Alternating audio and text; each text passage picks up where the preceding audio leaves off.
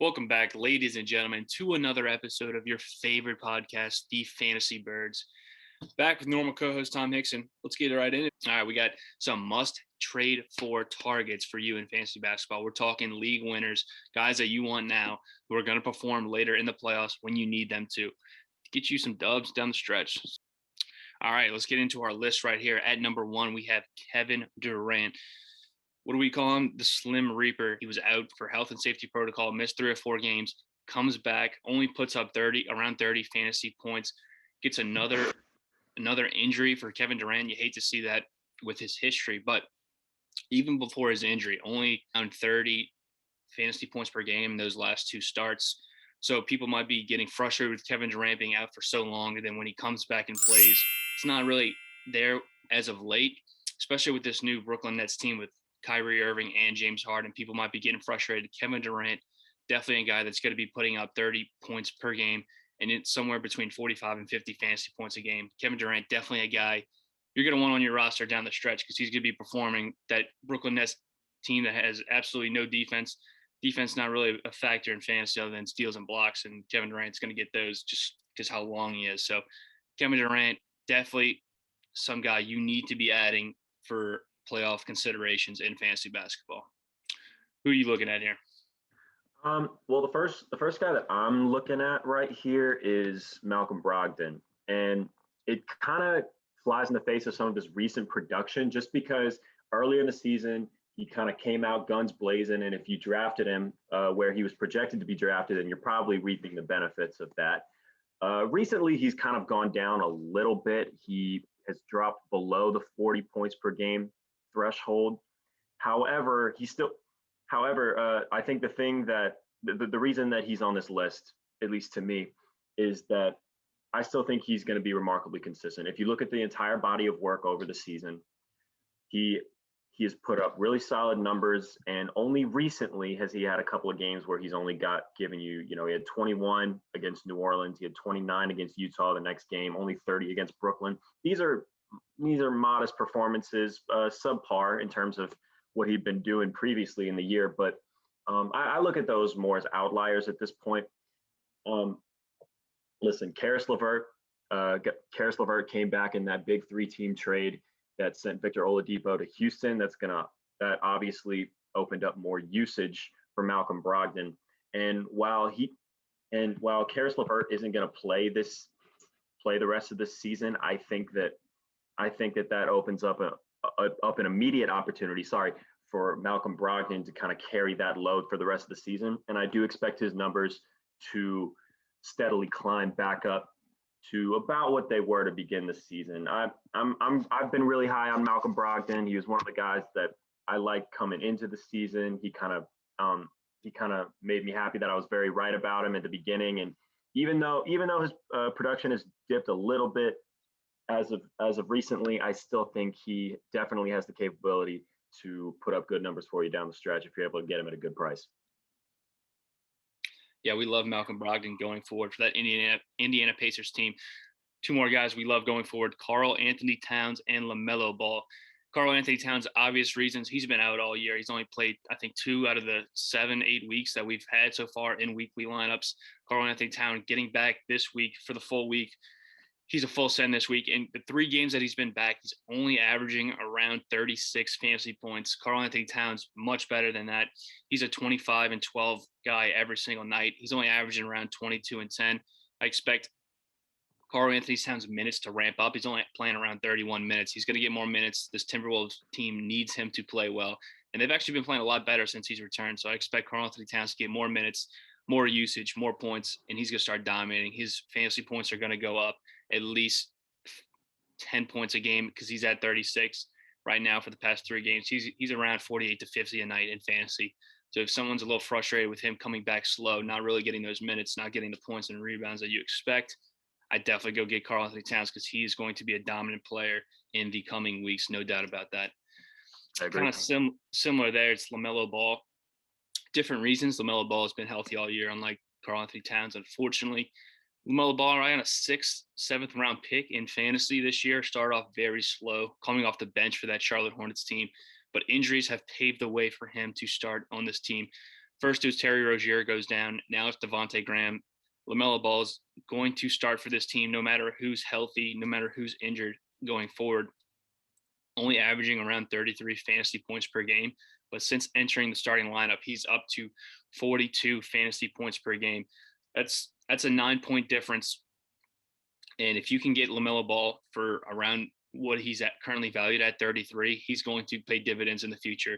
He's going to average at least 40 fantasy points per game, depending on your settings, however. But he's getting points, rebounds, and assists, and even steals. So he's really doing it all across all categories. So all formats, LaMelo Ball, definitely somebody you need to have on your team going forward.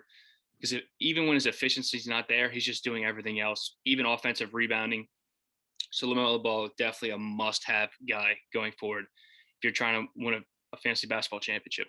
I agree. And I'll say this about LaMelo Ball. I know you said that it's kind of obvious with injuries paving the way for this, but I really believe that LaMelo Ball being put into that starting lineup is a really positive thing for his development. And I don't really know what Charlotte's going to do when all those guys come back, but it's hard to deny with the numbers that he's been putting up that if they're going to move him to the bench. I'm not so sure they will. I think, like you, I think he can be a staple in the starting lineup moving forward. And I think the big thing about LaMelo Ball recently is that he's been consistent, right? You would have 3 games in a row for him.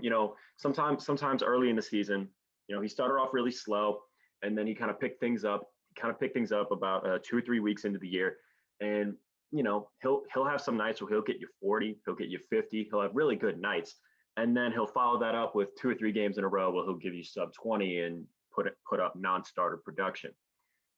Recently, he's been a lot more consistent, and he's basically been giving you all of the good games without the dips in production that happen for 3 days at a time. So, the rookie wall is a thing. Whether or not he has already hit it and overcome that, we'll see. But I as far as just what we've seen and what he's been doing, I agree with you that LaMelo Ball is a guy that I want to look at in the future. Another guy I want to talk about real quick is Fred VanVleet, just because as I've often said, the thing that attracts me a lot about Fred VanVleet and Kyle Lowry for Toronto is that both of them have their own standalone value, and that whether or not both of them are on the floor, they can both be counted on to put up starting numbers for you. So that really attracts me to them. However, earlier season they had very similar ADPs within one round of each other, actually. So pretty much similar. They're pretty much the same player.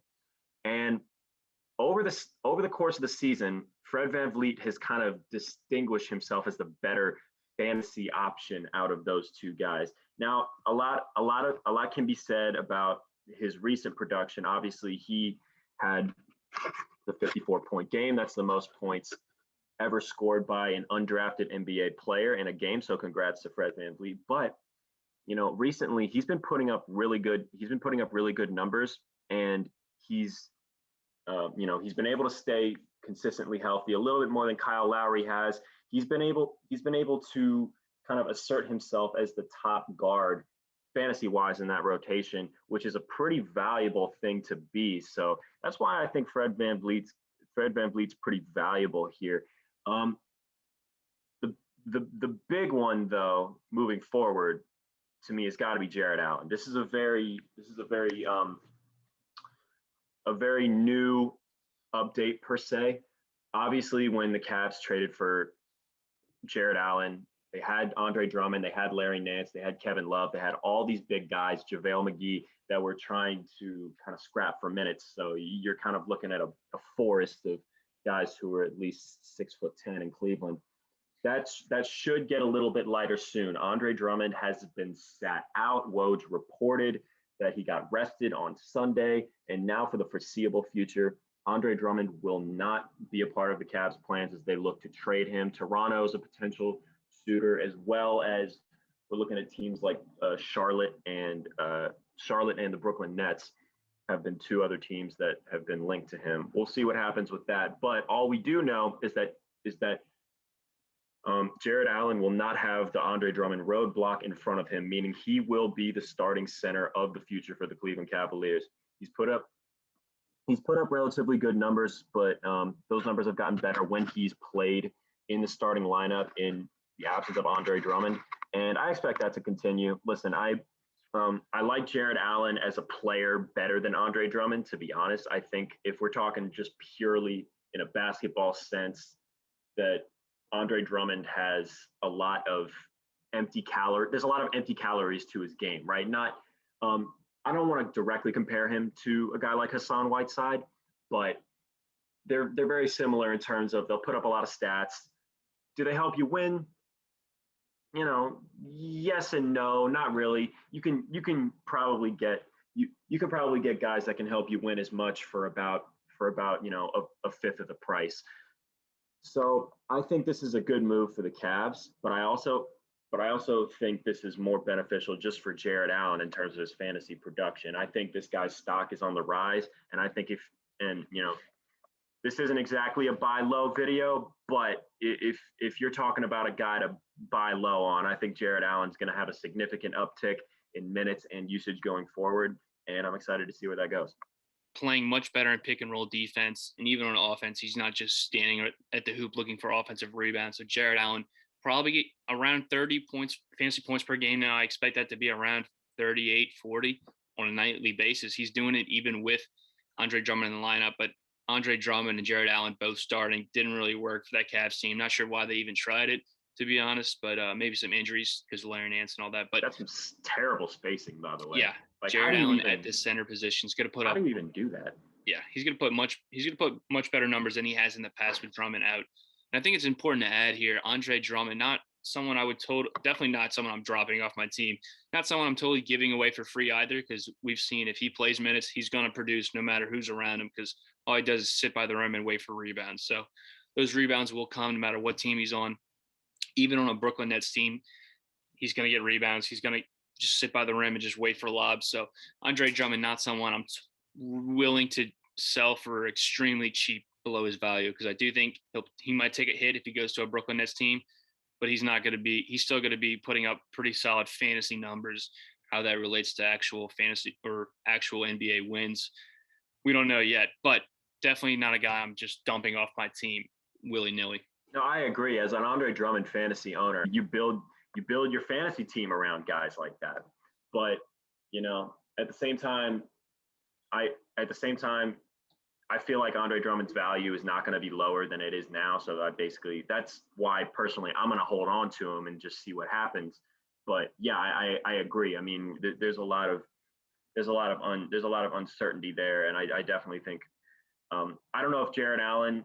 We'll see if Jarrett Allen actually produces more than Drummond going forward, because we don't know where Drummond's going to go. We don't know what rotations are going to look like and all that. But as far as just stock up, stock down, it's clear. It's clear. Where these guys are trending. Yeah. Last thing I want to note before we wrap up this video, not pictured on our list here, but Christian Wood, definitely a guy to keep an eye on. Had that ankle injury. He's working his way back, not coming back tonight in their game against the Wizards. He'll be out. Christian Wood, definitely a guy I would be keeping my eye on going forward. Try to get him back in your lineup, because when he returns, DeMarcus Cousins going back to the bench. He's really not that good anymore. He's too slow, can't play any defense, really just stretch five. So Christian Wood, definitely a guy I like to get on my team, because he's going to put up those points. He's going to put up those rebounds going forward once he gets back for this Houston Rockets team. But that is going to wrap it up here for the Fantasy Birds. We thank you guys for watching. We'll see you next time with another pod.